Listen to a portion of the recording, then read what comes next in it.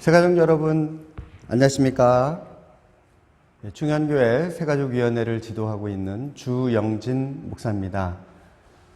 지난 1과부터 5과까지 저와 함께 잘 달려오셨는데 오늘 드디어 마지막 6과가 남겨져 있습니다. 오늘도 어김없이 새가족 성경 공부 여러분들 요 교재 준비하시고요. 저와 함께 마지막 6과 힘차게 마무리 지을 겸 잘 한번 달려보도록 하겠습니다. 여러분들 가지고 계신 교재 77페이지 한번 좀 펴주시고요. 이제 구원의 확신입니다. 내가 1과부터 5과까지 이런저런 많은 말씀을 드렸는데 무엇보다도 제일 중요한 것은 구원의 확신이에요. 예수님께서 나를 위하여 십자가를 지셨구나. 부활하셨구나. 승천하셔서 지금도 나를 지키시고 인도하시는구나 라고 하는 분명한 확신이 있어야만 우리는 천국에 대한 소망을 가지고 이 땅에서 정말로 천국 백성답게 우리가 자신감을 가지고 믿음을 가지고 힘차게 살아갈 수가 있거든요. 따라서 우리에게 구원의 확신이 있느냐 없느냐 굉장히 중요합니다, 여러분. 오늘 마지막 6과를 저와 함께 살펴보면서 나의 이 믿음, 나의 구원의 확신을 한번 점검해보는 그러한 시간이 될 수 있었으면 좋겠습니다. 여는 글입니다. 제가 한번 읽겠습니다. 여러분 눈으로 같이 한번 따라와 주시면 감사하겠습니다. 여러분은 천국에 가서 하나님과 함께 영생을 누릴 것을 확신하고 계십니까?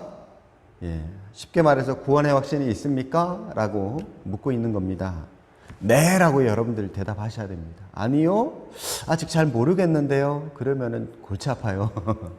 네 라고 여러분들이 분명하게 확신할 수 있도록 여러분들이 성경 또 예수 그리스도에 대해서 더 많이 알아가고 또 믿음으로 충만한 우리 새가족들 될 수 있었으면 좋겠습니다. 계속해서 봅니다. 만일 하나님께서 여러분들에게 내가 너를 천국에 들어오게 해야 할 이유가 뭐냐 물으신다면 여러분들은 어떻게 대답하시겠습니까? 만일 여러분이 이 질문에 대해서 분명한 대답을 할 수 없거나 잠시 망설여지는 부분이 있다면 이 글은 여러분이 이제까지 들어본 것 중에 가장 기쁜 소식이 될 것입니다. 왜냐하면 구원의 확신, 이렇게 해서 생기는구나 한번 점검을 해볼 필요가 있기 때문에 그렇습니다. 그리고 여러분이 이 책을 읽어보는 그 시간은 여러분의 일생의 가장 중요한 순간이 될 것입니다. 또한 이 질문에 대해서 분명한 대답을 할 수 있는 분은 자신의 구원 문제를 확신하고 명료히 하는 기회가 될 것입니다. 여러분은 천국에서 하나님과 함께 영생을 누릴 확실한 방법이 성경에 적혀 있음을 알고 있습니까? 있죠? 요한일서 5장 13절에 이런 말씀이 있네요. 내가 하나님의 아들의 이름을 믿는 너희에게 이것을 쓰는 것은 너희로 하여금 너희에게 무엇이 영생이 있음을 알게 하려 합니다. 우리에게 영생을 주시기 위해서 하나님께서는 성경을 기록하게 하셨고요. 그 성경 안에 담겨져 있는 구원에 이르는 지혜, 바로 예수 그리스도를 우리에게 알려주시기 위해서, 구원을 주시기 위해서, 이 영생을 주시기 위해서 성경을 우리에게 기록하게 하셨다라고 하는 것이고요. 예수님을 우리에게 보내주셨다라고 하는 사실입니다. 이제 성경이 말씀하고 있는 영생의 길, 한번 저와 함께 나눠보도록 하겠습니다. 여러분 사실 이 6과에 있는 이 내용은요. 이 전도 폭발 훈련이라고 하는 훈련이 있거든요. 전도하는 그런 훈련인데요. 전도하는 방법을 배워서 무턱대고 내가 어떤 구원의 확신을 가졌다라고 해서 기쁘다라고 해서 가서 불신자에게 전도하는 것 이거 생각보다 쉽지 않은 일입니다. 그래서 훈련이라는 게 필요하거든요. 교육이라고 하는 것이 필요하거든요. 그래서 전도 훈련, 전도 교육이 필요한데 그 훈련 시 받는 전도 폭발 훈련이라고 하는 게 있어요. 이때 불신자들에게 찾아가서 복음을 제시하는 그 전문이 있거든요. 그 내용을 그대로 오늘 이 6과에 수록되어 있는 말씀입니다. 이 내용을 전도 폭발 훈련에서는 웬만하면 다 암기하게 만듭니다. 그래서 그 암기된 내용을 가지고 불신자들에게 가서 복음으로 전하고 또 그들이 예수님을 믿을 수 있도록 도와주는 그런 전도하는 도구로 쓰는 게 바로 오늘 이 육가의 말씀인데, 여러분 요 내용을 한번 잘 점검을 해 보셨다가 나중에 우리 교회에서도요, 제자훈련, 사육훈련, 그리고 마지막 단계에서 전도 폭발 훈련이라는 것을 우리 교회에서도 합니다. 여러분들 거기에도 한번 지원을 해 보셔서 전도 훈련도 한번 받아보는 것도 여러분들 인생에 아주 큰 유익이 되리라고 하는 생각이 듭니다. 여러분 참고하셔서 그렇게 육과 함께 계속해서 보겠습니다. 여러분 이 복음 제시에는요, 크게 5단계가 있습니다. A 부분, 첫 번째는 은혜라고 하는 단계고요. 그리고 두 번째는 우리 인간이에요. 우리 인간이 죄인이다 라고 하는 걸 알고, 죄인이기 때문에 누굴 알아야 될까요? 하나님을 알아야 되고요. 세 번째 단계, 하나님께서 보내주신 예수 그리스도를 알아야 돼요. 예수님이 네 번째 단계고요. 그리고 그 예수님을 통해서 우리는 뭘 가져야 된다? 믿음을 가져야 되는 모습. 그래서 요 믿음까지가 5단계입니다. 이렇게 해서 은혜, 인간, 하나님, 예수 그리스도, 믿음. 여러분 요 5단계 큰 제목을 여러분들이 기억을 해 두시고 요 흐름을 여러분들이 보시고요. 이 말씀을 보시면 이해가 훨씬 쉬우리라고 하는 생각이 듭니다. 자, 은혜 부분 한번 보겠습니다. 첫 번째, 천국은 영생과도 같은 말입니다. 영생은 값없이 주시는 선물입니다. 여러분 값없이 주시는 선물. 그래서 로마서 3장 24절에 이렇게 말씀하시죠.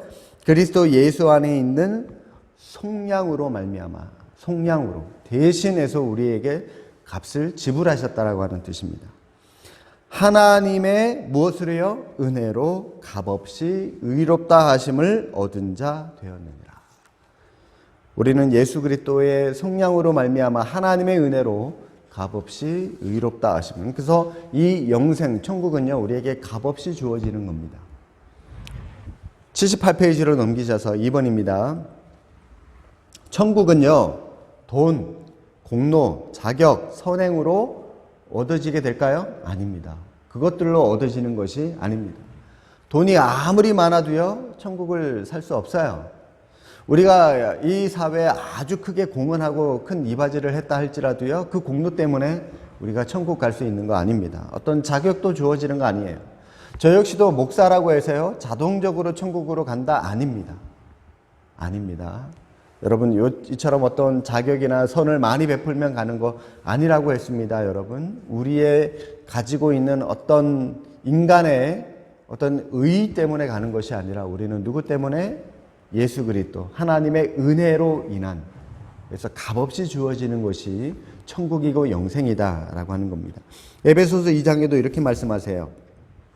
너희는 그 은혜에 의하여, 여기서 하나님의 은혜죠. 믿음으로 말미암아 구원을 받았으니 이것은 너희에게서 난 것이 아니요 무엇입니까? 그러면은 하나님의 선물이라.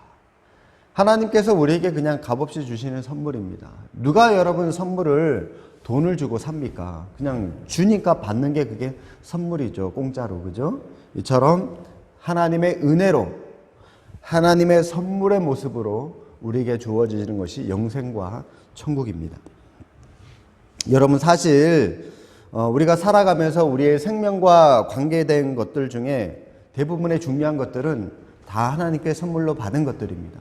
여러분 한번 생각을 해 보십시오. 우리가 일상을 살아가면서 매일 받고 있는 이 밝은 햇빛들, 또 숨 쉴 때 우리가 쉬고 있는 이 공기, 그죠? 그리고 물, 우리가 마시고 있는 물, 물론 뭐 정수기 이런 거 말고요. 우리가 흔히 사용하는 이 물, 이런 것들을 보면 여러분들 다 값없이 선물로 우리가 다 그저 받은 것들입니다. 이와 같이 이 영생이라고 하는 것도요, 하나님께서 우리에게 값없이 선물로 주신 것이 바로 이 영생이다라고 하는 사실입니다. 자, 이 은혜가 왜 우리에게 필요하냐? 여러분 이거는요, 우리 인간의 모습을 이해하면은 이 은혜가 필요할 수밖에 없구나라고 하는 사실을 우리가 조금 더 분명히 알 수 있는 것 같습니다. 자, B번 봅니다. 인간. 그러면 우리 인간 어떤 존재입니까?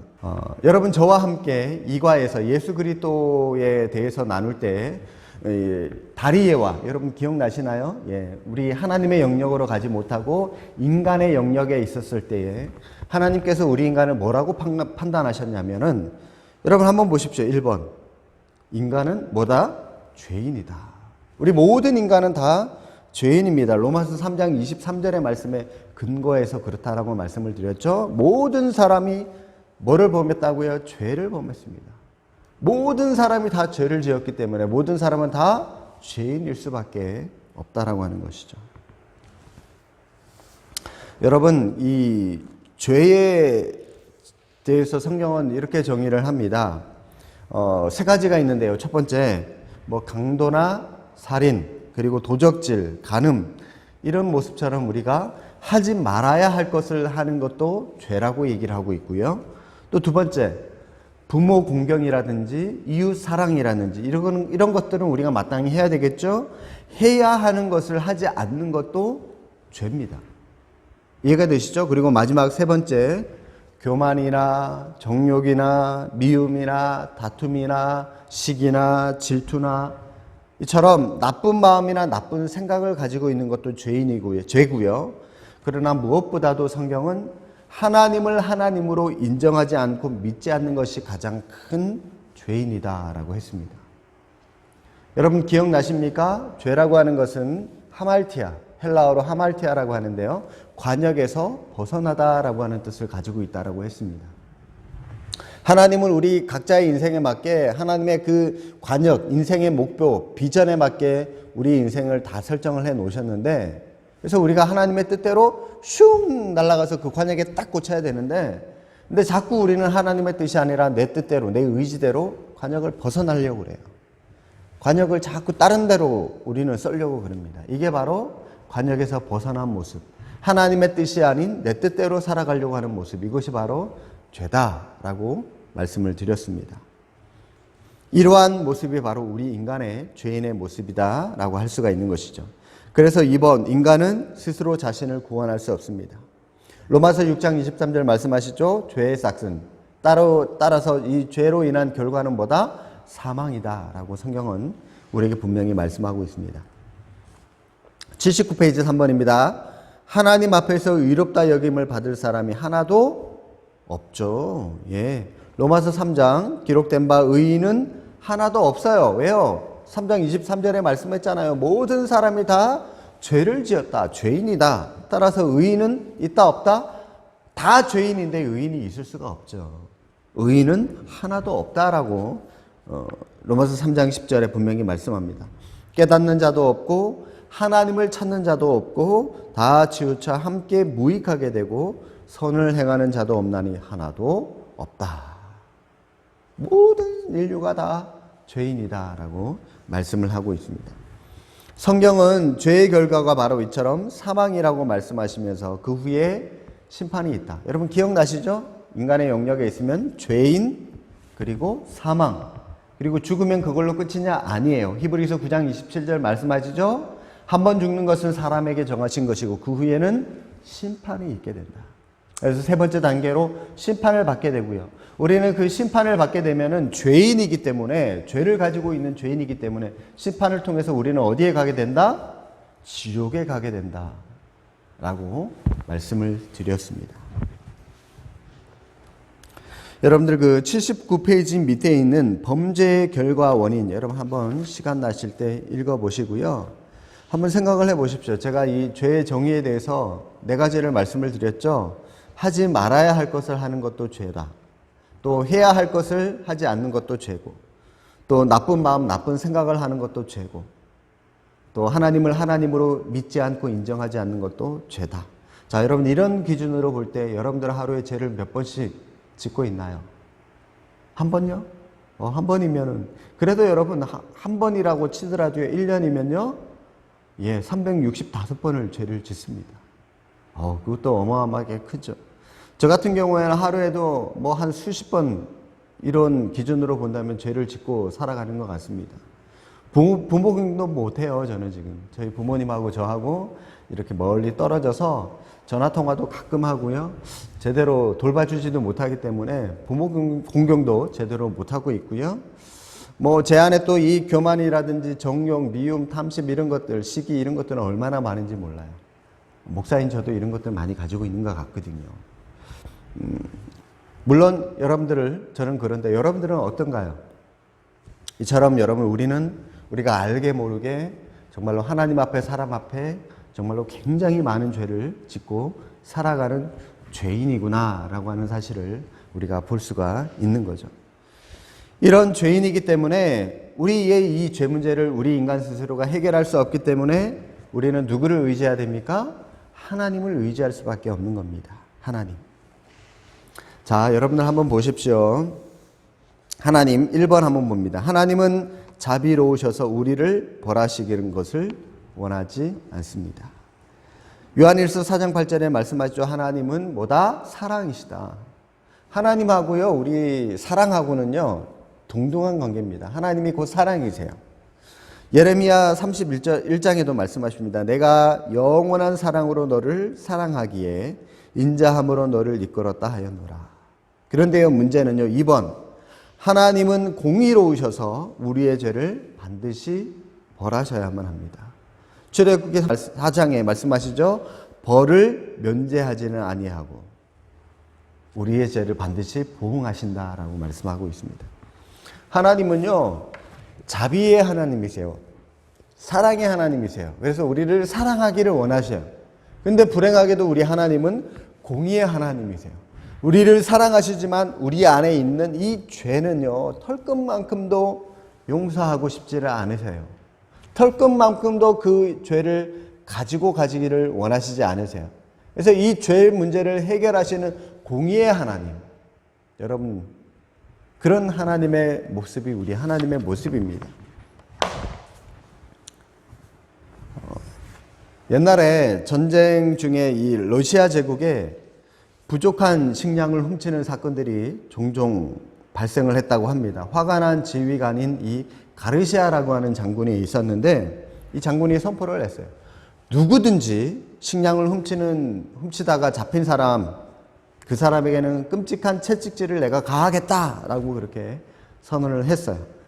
그런데 나중에 또 이 식량이 야금야금 없어지는 거예요. 그래서 결국 잠복 끝에 도둑을 딱 잡고 보니까 그 도둑이 누구냐?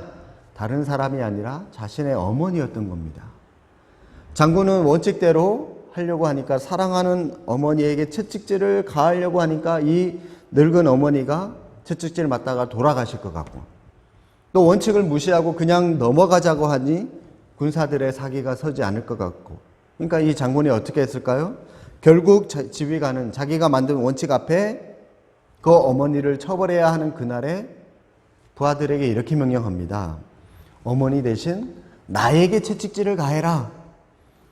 어머니 대신에 이 장군이 자기가 직접 채찍질을 맞음으로 말미암아 어머니를 향한 사랑을 실천했고요. 또 동시에 죄인을 처벌하는 그러한 공의도 실천하게 됨으로 인하여 군사들에게도 그 군기가 해이해지지 않도록 이처럼 하나님은요, 하나님의 사랑과 하나님의 공의의 충돌을 해결하기 위해서 우리를 그냥 이 죄의 모습 그대로 처벌하자니 우리가 다 지옥에만 갈 것 같고 또 무작정 사랑하자니 우리가 그 하나님의 백을 믿고 우리가 마구잡이로 그냥 죄를 짓는 어리석은 인간의 모습으로 우리가 살아갈 수밖에 없는 것 같고 그래서 하나님께서 우리의 이 죄 문제 또 하나님의 그 사랑, 공의의 문제, 사랑의 문제 이 충돌되는 두 가지 문제를 해결해 주시기 위해서 하나님께서 보내주신 분이 바로 예수 그리스도라고 하는 사실입니다. 여러분 81페이지 D번입니다. 그리스도 한번 보십시오. 1번 그리스도는 무한하신 참 하나님이신 동시에 참 인간이십니다. 요한복음 1장 태초에 말씀이 계시니라 이 말씀이 하나님과 함께 계셨으니 이 말씀은 곧 하나님이시니라. 이 말씀이 바로 하나님이시면서 이 말씀은 예수 그리스도를 지금 말씀하고 있는 거거든요. 자, 요한복음 1장 14절입니다. 말씀이 육신이 되어 하나님과 함께 계셨던 그 말씀이 육신이 되어서 이 땅 가운데 오셨어요. 누구를 말씀하는 걸까요? 예수 그리스도를 말씀하는 겁니다. 우리 가운데 오셔서 그의 영광을 보니 아버지의 독생자의 영광이요 은혜와 진리가 충만하더라. 82페이지입니다. 2번. 그리스도는 우리의 죄값을 치르시고 우리에게 선물로 주신 천국의 처소를 마련하시기 위하여 십자가에서 죽으시고 부활하셨습니다. 에베소서 2장입니다. 허물로 죽은 우리를 그리스도와 함께 살리셨고 너희는 뭐로요? 은혜로 구원을 받았다라고 성경은 우리에게 말씀을 하고 있습니다. 여러분, 이 책에 만약 제가 지금까지 태어나서 지금까지 살아온 모든 어떤 죄와 저의 모든 생각, 모든 말, 모든 행위들이 낱낱이 이 책 안에 다 기록되어져 있다고 칩시다. 한번 생각을 해보십시오. 성경은 어느 날 이 책이 하나님 앞에 그대로 펼쳐져고 다 펼쳐져 가지고요, 행한 대로 심판을 받게 된다라고 성경은 분명히 말씀을 하고 있는데, 문제는요, 이 책 안에 기록되어져 있는 저의 죄가 문제입니다. 죄. 하나님은 저를 사랑하시기 때문에 저의 죄를 벌하실 수도 없고, 또 하나님은 의로우시기 때문에 그러나 저의 죄를 반드시 벌하셔야만 하는 거죠. 이 문제를 해결하시기 위해서 하나님은 그의 사랑하시는 아들 예수 그리스도를 이 세상에 보내어 주셨습니다. 그래서 성경이 이렇게 말씀하시죠. 여러분 그 이사야 53장 6절에 보시면은 우리는 다 양 같아서 그릇 행하여 각기 제 길로 갔거늘, 우리입니다. 우리가 가지고 있는, 또 제가 가지고 있는 이 죄가 기록되어 있는 책, 왼손은 예수 그리스도십니다. 여호와께서는 우리 모두의 죄악을 그에게 담당 다 위탁했다는 얘기죠. 담당시키셨도다. 그러면 여러분, 우리에게는 죄가 있습니까? 없습니까? 죄가 없어요. 모든 사람이 다 죄인이기 때문에 우리는 지옥 갈 수밖에 없는데, 심판을 받아서. 근데 우리에게는 죄가 없게 됐습니다. 예수님께서 이 십자가를 지시고 이 죄 문제를 다 지불해 주셨기 때문에 우리에게는 죄가 없습니다. 따라서 우리는 뭐다? 의인이기 때문에 우리는 하나님의 영역인 천국으로 갈 수가 있다라고 하는 거죠. 이러한 문제를, 이 죄 문제를 해결해 주시기 위해서 예수님께서 이 땅에 오셨다라고 하는 사실입니다. 이 은혜의 선물을 우리가 믿음으로 우리가 받게 되는 거죠. 여러분, 믿으셔야 되는 겁니다. 마지막 2번 봅니다. 믿음. 1번. 단순한 지적 동의나 세상의 삶에 대한 하나님의 도움을 얻기 위해 표현되는 현세적인 신뢰는 구원을 얻는 참 믿음이 아닙니다. 지식적인 믿음은 구원에 이룰 수 없습니다. 귀신도 예수에 대한 지식을 가지고 있죠. 귀신도요, 사탄도요, 예수님의 하나님의 아들이신지 다 알아요. 그래도 그는 구원 못 받아요. 그냥 단순히 지식적으로만 알고 있기 때문에 사탄이 가지고 있는 그 지식은 구원에 이르는 지식이 아니라고 하는 겁니다. 누가복음 4장, 나사렛 예수여, 우리가 당신과 무슨 상관이 있나이까? 이게요, 사탄이 예수님께 한 말입니다. 우리를 멸하러 왔나이까? 귀신한테 그러죠. 예수님, 우리를 멸하려고 오셨죠? 그러면서 나는 당신이 누군 줄 아노니, 나는 당신이 누군 줄 압니다. 하나님의 거룩한 자 아닙니까? 사탄도 이처럼 알았다니까요, 예수님이 누군지를. 그러나 그는 구원받지 못했습니다. 이처럼 어떤 단순한 지식들은 우리가 구원을 받을 수 없다라고 하는 겁니다. 2번입니다. 현세적이고 일시적인 믿음, 이것도 구원에 이를 수 없습니다. 그는 예수 그리스도를 인격적으로 만난 사람이 아닙니다. 또한 전능자가 존재한다는 사실을 믿는다고 구원을 얻는 것도 아닙니다. 로마서 10장 2절 3절.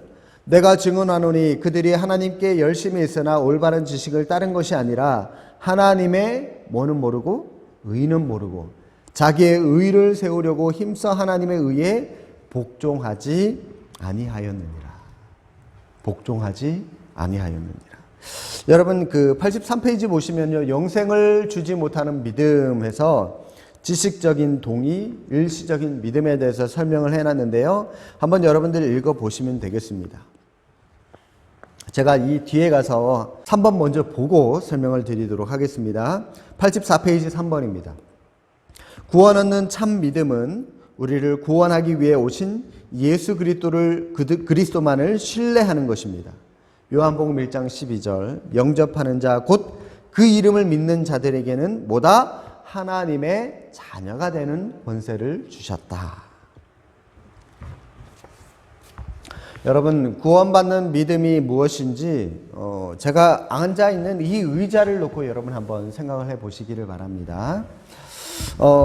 여기에 의자가 있다라고 하는 사실을 제가 알고 있죠. 그래서 제가 지금 딱 편안하게 앉아서 여러분들에게 강의를 하고 있는데, 그런데요, 만약에 의자가 있고요, 제가 이 의자에 앉지 않고 그냥 옆에 그대로 서 있기만 한다면, 여러분, 여기 제 옆에 있는 이 의자가 저한테는 무슨 소용이 있겠습니까?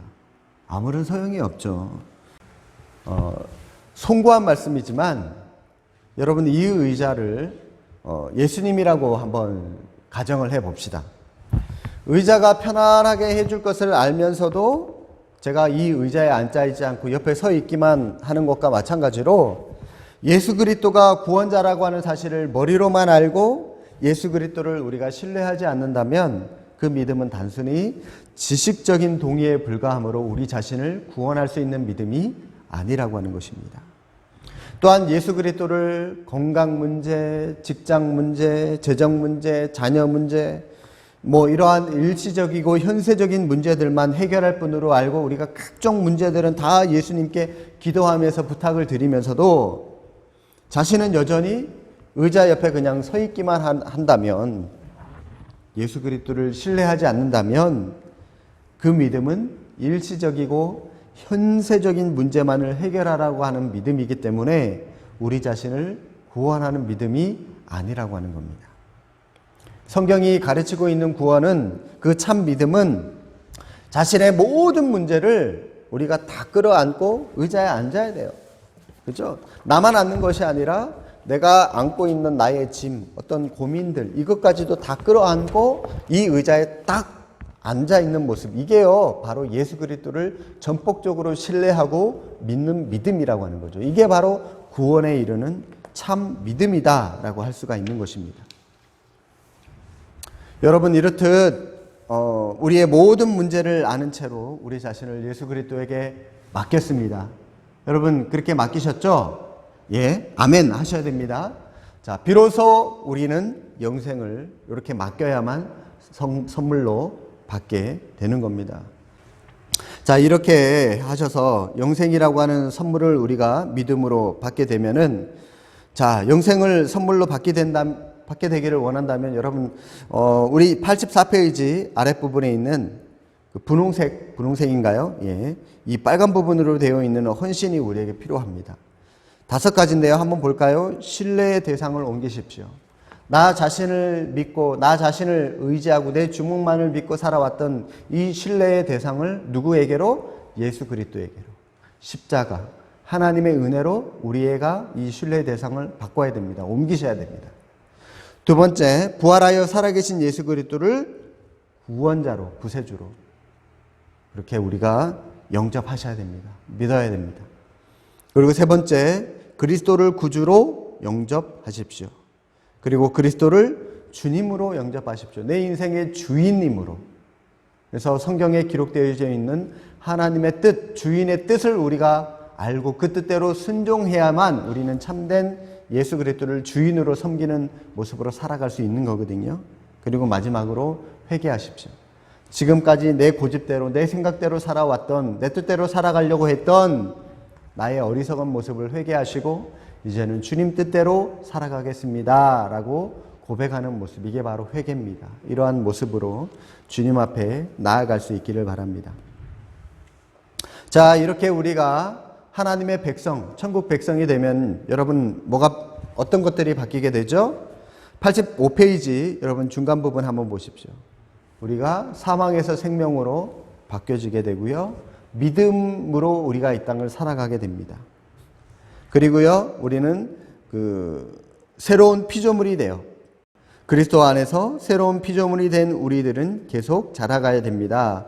예수 그리스도를 통해 새 생명을 얻은 사람들은 계속 자라가야 하고 더 풍성한 삶을 누려야 합니다. 그리고 우리는요, 성장해야 됩니다. 더 많이 성장하기 위해서 말씀드렸죠? 여러분, 그 86페이지 위에 부분에 보시면은 5가지 나오죠? 네. 여러분, 이 수레바퀴 모양, 우리의 믿음이 성숙하기 위해서 말씀, 성경 많이 보고요, 기도하는 모습, 친교, 성도들 간에 교제하고요, 그 다음 전도도 하고요, 그 다음 이 수레바퀴에 해당하는 봉사, 섬김, 이런 모습을 통해서 우리의 믿음이 많이 성장하고 자랑해서 정말로 우리를 통해서 하나님께서 영광을 받으시고 우리의 사랑하는 가족들과 주변의 친지, 이웃, 친구, 또 직장의 동료들까지도 나 때문에 정말로 하나님의 큰 복, 우리 새 가족들이 될 수 있었으면 좋겠습니다.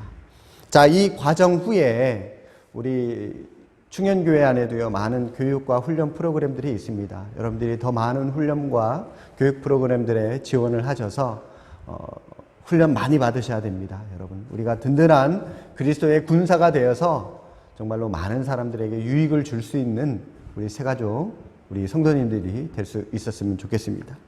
자, 이상으로 6과, 1과부터 6과까지 긴 시간 강의를 들어주신다고 대단히 감사하고요. 질문 있으시면은 우리 담당 선생님을 통해서 저에게 질문을 해주시면은 충실히 답변을 해드리도록 하겠습니다. 아유, 이제 마쳤습니다. 감사합니다.